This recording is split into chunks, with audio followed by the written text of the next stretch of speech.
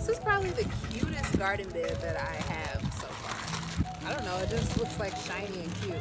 I like the color too, so yeah. Same process. These garden beds, they're, like I said, they're super easy to put together. Like anybody can put this together. Anybody.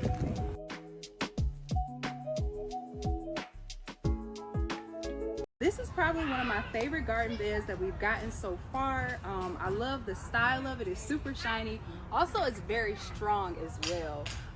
These ridges have like some type of material on them, so literally when I rub my hand across, I'm not cutting myself. And I noticed some of the garden beds, either they will have something that you put over it, or they're super sharp and they don't even have that at all. So this one absolutely does. It's super huge, and I think it's a great buy. I'm super excited to see what we grow in here. I can't wait to share it with you guys. So click the orange card if you want to get yours, and hit the follow button to stay tuned on our backyard gardening journey.